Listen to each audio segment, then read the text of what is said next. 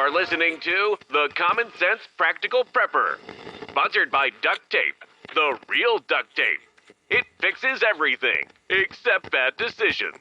Good evening, Mr. and Mrs. America. From border to border, coast to coast, and all ships at sea, here is your host, Keith. Hey everybody, this is Keith, and welcome back to the Common Sense Practical Prepper podcast. February the 14th, Valentine's Day, 2026.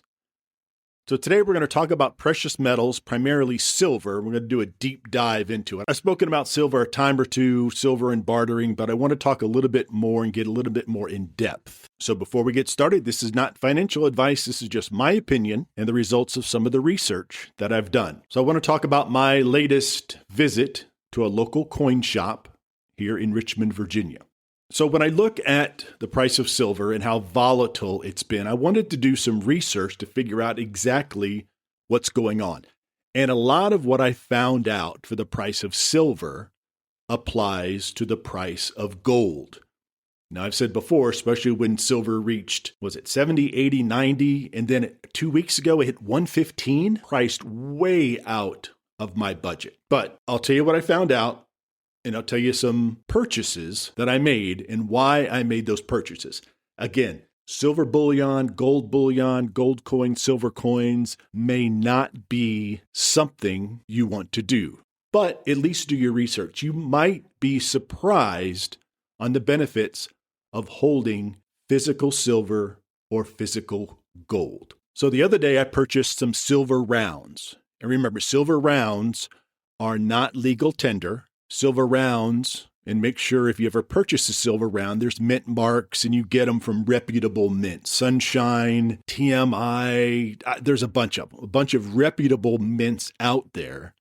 And there's some that aren't so reputable. So when I purchase the silver rounds, it can also be called bullion. You can purchase gold or silver bullion in rounds, bars, all sorts of funky designs. It's really up to you, whatever you're feeling in that particular day. But I purchased silver rounds for investment as well as bartering, which I've touched on before. So the other day I was watching the price of silver and it had dropped quite a bit, well down from 115. I believe I was watching it was like $74, $75 per troy ounce. Just a few years ago, not even a few years ago, just a year ago, it was like 25 or 30. And we'll go into why I believe there's been such a huge spike and why I believe, again, just my opinion, and I am a layman. I am not an economist. I'm not a metallurgist. Did I say that right? Metallurgist? I'm not a metals guy. I'm just someone who's got two eyeballs and two ears, and I like to read and I like to do some research. So when I purchased the rounds, it was roughly $76 for spot, which means that was the price at the time. Now, when you purchase, regardless if it's a coin shop or online, there's a premium or a markup. Now, a lot of coin shops, not all, a lot of coin shops, their premium will be $3, $4, $5 over spot. Because again, they purchased, let's just keep it simple. They purchased that 1 ounce silver round for X amount of dollars. Maybe they went through a wholesaler on a particular day. They got it for $72 per ounce. Well, they have to pay the rent, the utilities, employees, insurance. They need to make a living. So they're going to add a few dollars to that profit. And the crazy thing about it is they purchased it at a price, and very easily, when you come in 2 or 3 days later, the price could have dropped. So if they purchased it for 75 and all of a sudden the price drops to 68, they're probably going to take a loss on that particular round or whatever they happen to purchase for $75 that particular day. But then again, they purchased it for 75. Just like a couple weeks ago, it jumps to 115. So they sell it for like 118, and they've made a tremendous amount of profit on that $75 1 ounce silver round, just to keep everything simple. Now, I have noticed the online retailers are taking advantage of this situation, and I get it. Capitalism 101, no issue with capitalism at all. But when I see $10, $12, and $15 over spot, that is crazy. Now, in Virginia, there's no sale tax on gold and silver precious metals. So you go into a coin shop in Virginia and it's $75 and they add their premium. So say it's $78. You hand them $78 cash and they hand you 1 ounce silver round. When you purchase online, there's taxes. And when you purchase online, the more you purchase, the less expensive it gets. So if you ever get into coin collecting, precious metals, whatever, try to go to a local coin shop. First, you have a relationship with them. Might be a great guy, great gal. You may not like him at all. But when you establish a relationship, you're a trusted customer. And if their prices are fair, they're a trusted seller. And in the future, you may get cut a break. But who knows? So let's go ahead and break down three different factors that I think directly affect the price of precious metals. So one is interest rates. So Trump has nominated Kevin Warsh as the new Fed chairman to replace Powell. And I think his confirmation hearings start in the Senate, or maybe it's only in the Senate, and that should start here in the next week or two. So Warsh is he's not new. He's no dove. So back in 2008, he did not like the bailouts for the mortgage companies and the banks, and he doesn't like money just kind of floating around. He likes to have that assigned. He likes to know where money is going and what it's doing. But lately, he said a few things like, if AI output remains high and inflation is tamed, we can ease up on interest rates. Translated, potentially cut interest rates. It's not going to happen tomorrow, not going to happen next week. But if he does, even half of a point, it's like opening a fire hose. Interest rates drop. Banks then lend money at a cheaper rate. People then borrow that money. More money is then into the system. More money is available for things to be purchased.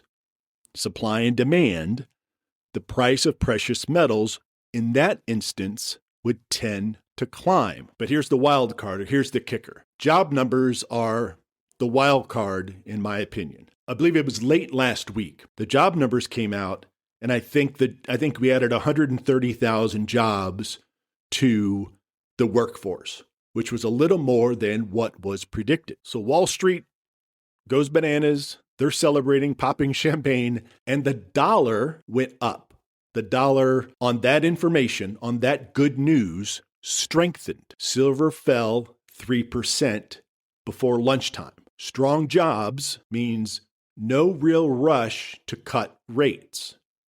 No cuts, no weak dollar, precious metal prices will not necessarily increase. Let's say next month 150,000 or 200,000 new jobs are added to the economy. Dollar strengthens, inflation's held at bay, no rate cut, precious metals are not going to drop. A strong dollar is not a good recipe for precious metals and their prices to decrease. Here's another way I looked at this and decided to purchase some silver bullion, some silver rounds. My savings account pays 1.89% interest. Minimal. If I parked $1,000 there on January 1st, 2020, and this is some rough back-of-the-napkin math, compounded yearly, today I'd have about $1,125. Barely a move, barely a tick up. Now, that same day, January 1st, 2020, I took that $1,000 and purchased silver.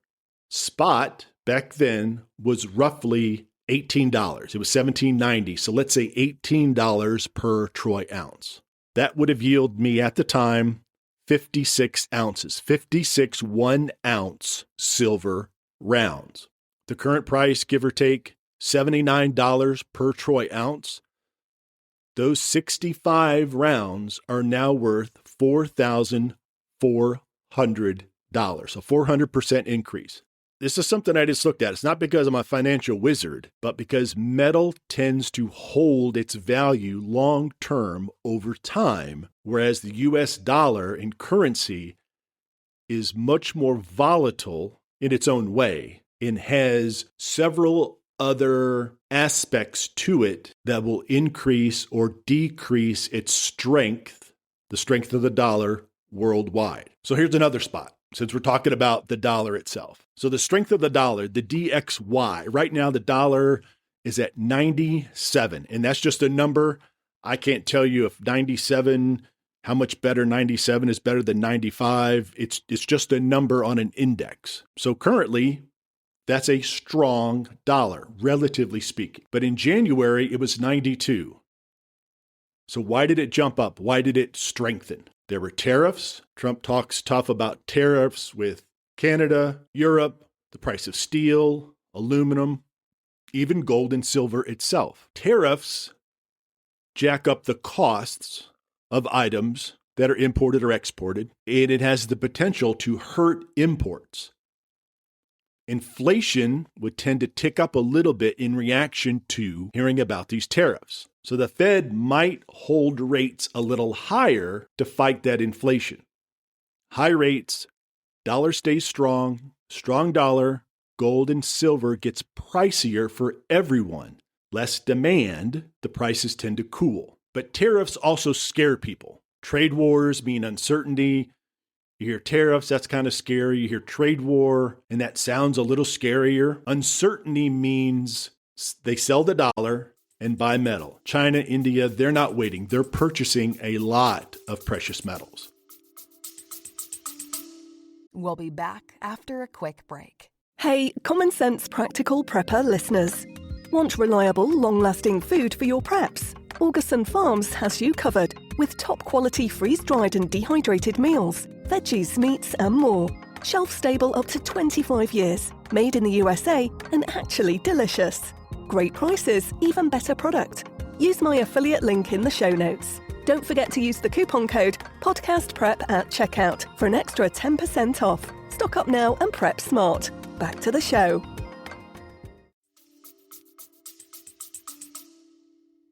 They buy when the dollar looks weak or it starts to wobble a little bit. So yeah, tariffs push both ways.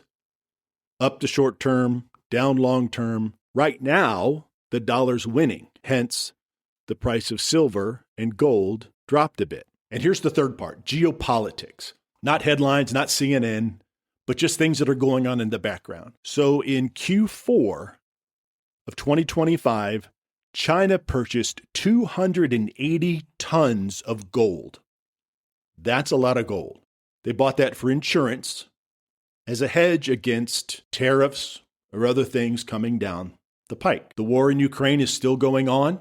Russia and Ukraine are still fighting and people are still dying. Taiwan is still the flashpoint with China. Middle East, always something going on in the Middle East. So that's why gold is near 5,000 per troy ounce, and silver bouncing 78, 82. I really haven't checked it in the last 24 to 48 hours, but it's not tied to rates alone. It's tied to several different factors, and that's a very simple explanation. So here's the last piece. So you put all this stuff together. The Fed hints at a rate cut, dollar dips, tariffs kick in, geopolitically, things start flaring up around the world. Each one feeds into the next one. The Fed eases, the dollar weakens, tariffs sting harder, China buys more, the prices climb, and before you know it, it's $200 per troy ounce, $300 per troy ounce, and we're talking about silver. So like I said before, looking to purchase online precious metals, silver or gold, is not for everybody. But it's something that I decided to look into. And the deciding factor for me was the interest rate on my savings account. So I purchased, when I was on the way, it was like $76.50 on the way to the coin shop. It went to $77. It was very volatile. Even when I left work, even the 30 minutes it took me to drive to the local coin shop, it had fluctuated $1 up and down, 50 cents here, 75 cents there. And when I pulled into the parking lot, it was 76 even.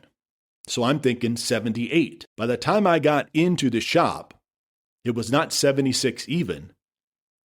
It was 75.50. It dropped 50 cents per troy ounce. That's a big drop just in 2 or 3 minutes. And I checked the same website as the gentleman at the coin shop, because some sites have different prices. They're within pennies of each other. But just so everybody's on the same page, we use the same website. And I mentioned the silver rounds, are they still $2 over spot? And he goes, yes. And he goes, what's spot now? And I said, well, it was 76 a few minutes ago. He said, well, it's 75.50 now. So he says, let's do 78. So it was actually $2.50 over spot, which is fine. If I searched, I could probably find somebody at $5 over spot, but I would have to purchase such a large quantity to get that $5 over spot, plus shipping, plus taxes. And here's the kicker. And looking at some of these websites, supply is dwindling. Demand is way up. If you look at the website and you make the purchase today, they're saying it could be 2 to 3 weeks before it's even shipped to you. Now, I understand you go on Amazon, you go to Walmart, whatever, things are on back order. I get that. Oh, they don't have a 2X t-shirt in my size or in my color that I want. It's on back order. Okay, here's your $20. You'll probably have it in a week. There's just something about making a purchase online with your hard-earned money and it being precious metals. And the company you're purchasing it from says, you know what? It could be 3 weeks before we even ship it to you. Well, you're taking my money and investing it or purchasing more metals, whatever you're doing with that. And call me silly, but I don't like that. When I want to purchase something, I want to give you the money. If I'm at a store, I want you to hand it to me. If it's online with Amazon or whomever, 2-day shipping, it'll be here Wednesday. But if you hand someone one of the online brokers for precious metals, you give them $100 or $1,000, we'll get it to you in about 2 or 3 weeks. Whoa, wait a second. There's just something, I just don't like that. And I get it. They don't have it. You're locking in the price right then. The really bummer thing about it, if you were to purchase it at $85 per ounce, and then the day it ships, silver's down to 81, and you can't really chase prices like that, you'll drive yourself bananas. Because I got mine at 78. Tuesday it could be 72. I'm thinking, I could have got it for $6 less. Well, yes.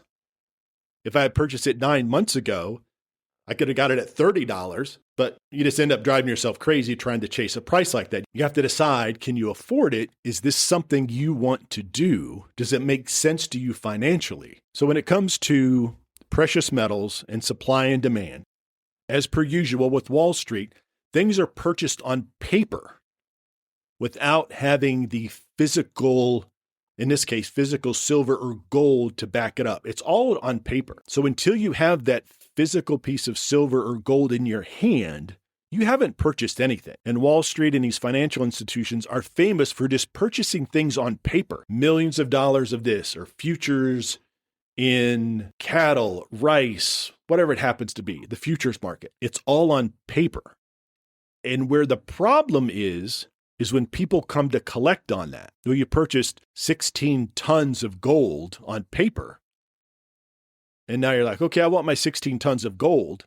And the person or company or entity or country that you purchase it from is like, about that 16 tons, I don't have that right now. But that's when things tend to get a little spicy, I guess you could say, when people want what they paid for and it's not readily available. So there is a chance that if some of these larger banks, and some of these large banks have more money than some countries, if some of these larger banks are like, you know what, all that silver, all that gold or palladium or whatever it happens to be that we purchased 3 months ago on paper, we need to take delivery of that because it makes sense to their financial situation. They see it upside. They're going to turn it around and flip it because they think the prices are going to go up. They're going to make some money, whatever is in their financial plan, and they're not able to get their hands on it. That's when there's a run on precious metals. Again, this is just my opinion. I don't have any inside baseball. I don't have any super duper top secret information. My phone's not ringing. Nobody on Wall Street or nobody from the precious metal industry is calling me in Richmond, Virginia, giving me advice. This is just hours and hours of research that I've done, trying to get rid of all the noise, try to get through what the real deal is. Now, whether I got down to the bottom of it, whether I've got down to the truth or in a semblance of the truth, I really don't know. But what I do know is the price of silver is way undervalued. Just several months ago, $35, $45. And a week and a half ago, $115. And the jump has been parabolic. And it's difficult to find out why. The economy, there's no huge issues with our economy. Nothing is going on with our economy now that wasn't going on 2 years ago. I mean, there's been a lot of changes. There's a lot of upsides to certain portions of the economy, but nothing that jumps out to me where I can say, oh, that's the reason the price of precious metals has gone through the roof. People will say, well, I have silver stocks, or I have stocks in gold and other precious metals. Hey, if that's how you want to spend your money, that's all you. But again, you're purchasing it on paper. Now, if you purchased $5,000 worth of gold and you have a piece of paper saying you own $5,000 worth of gold, is that gold sitting in a safe or sitting in a lockbox somewhere with your name on it? And you just can't necessarily call that person up and be like, you know what? Can you open box 1745 and can you drop that $5,000 worth of gold in the mail to me? Because I want to put it in a safe deposit box, or I want to put it in a safe I have at my house. I don't think it works that way. Maybe it does. But then again, I'm the guy that wants to have that physical silver, in this case, in my hand. And I've talked about it being used for bartering. I've talked about investment. So let's say the silver rounds that I purchased at 78. Let's say 6 months from now, it's 110. I should be able to take that silver back to my local coin shop and be, hey, local coin shop guy, I would like to sell you my silver round. I know I paid 78. Let's say the price is 115. He still has to make a profit. So he might purchase it for 105. So 78, 105, I've made a decent little profit. Again, he hands me cash. Now, there's companies and corporations and countries that do this on a daily basis, and they purchase tons of it. Again, many of it's on paper. So if JP Morgan or somebody Monday morning purchases 16 tons of silver on paper for $100 a troy ounce, and then 2 months from now, it's $110 per troy ounce, and they sell their 16 tons to somebody else, another bank, another corporation, another country, again, it's all on paper. A big truck doesn't roll up the loading dock at JP Morgan and they load 16 tons of silver and they run it across town to the bank or to the company that purchased it. It's all on paper.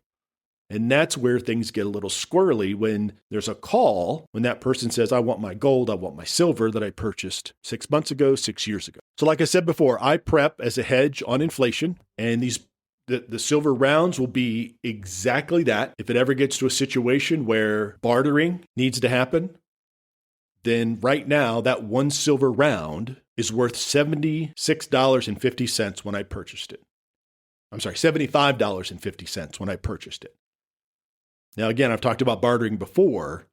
That's how much I paid. I paid $78, the profit to the local coin shop. But what will that one silver round get me one day if it gets to the point to where we're bartering? And again, it's what people are willing to pay for the item that they're bartering for. Does 1 ounce silver round that I paid $78 for, does that buy me 5 gallons of gas? Does that buy me a 5-gallon bucket of rice? Does that buy me an hour and a half on somebody's generator so I can charge my phones or run my fridge? It's all relative. And that one silver round for the 5 gallons of gas in Richmond, Virginia will be completely different than what somebody is charging or wanting to barter for in Mississippi. It's like the price of gas in Richmond is not the same as it is in Mississippi, LA, Minneapolis, Chicago, wherever. I did an in-depth podcast on bartering probably 2 or 3 months ago. You can look back in the archives and pull that one up. But anyway, that's my story about precious metals. That's why I'm looking at it. And to boil it all down, I looked at the interest rate that my little savings account was getting. And then I looked at the price of silver and what it's done in the last several months. And to me, it was a no-brainer. Now, could I have made a big mistake? Absolutely. Could the price of silver continue to drop? And 6 months from now, a year from now, it's $60, $50, $40, $20? Absolutely. So in a sense, did I lose money on the silver rounds that I purchased for $78? I did. I don't necessarily see that happening. So it can always be sold later at a loss or a profit. It can always be used for bartering. Or one of these days, if I have grandbabies, maybe silver is $300 an ounce. And that here's a bunch of silver rounds. Now it costs them $0. So regardless of the price of silver at the time, if they decide to sell it, if it's $2 an ounce, they just make $2 per ounce, $2 per round. Obviously, if it's more expensive, they make more money. All right, folks, That's my little economic, non-economic, precious metal TED Talk and what I think's going on and the reason why I decided to purchase some silver rounds. Now, will I continue? I have no idea. I'm going to closely monitor the Fed chair nominee, the strength of the dollar, tariffs, interest rates, geopolitics, everything. And again, as interest drops, the interest rates drop, there's more money in the system, there's more money in the economy, there's more money for people to purchase things, including precious metals, cars, TVs, laptops, and with all of these things, silver and a lot of precious metals are used to manufacture those. EV batteries, solar panels. So as the demand of these prices increase, so will the price, and so will the price of the materials. So if you're able to get in, I don't want to say on the ground floor, but if you're able to get in at a price that you're comfortable with, and you've done your research and you believe that the price is going to increase, and you have the discretionary income, then it might be a prudent financial move for you. The folks in the EU, you've got the VAT, other type of taxes, and it really, you have to think about that. You have to add that in. So for example, and I'll keep it simple, $78 per ounce here in Virginia, there was no tax. $78 per ounce in Germany, I know it'd be in grams, but $78 in Germany, throw on 20% VAT, toss another $15 or $18 on top of it, or what other taxes other countries have. It's now $92 for the sake of conversation. So now instead of 78 and it goes to 80 or 82, I'm starting to make a profit. You're looking at the price of silver to increase well past 92, 95, 98. Now you're starting to see maybe a little profit. So the price of silver in some of these countries is going to need to increase a lot more for you to cover all the additional costs that are associated with purchasing precious metals. Again, do your homework.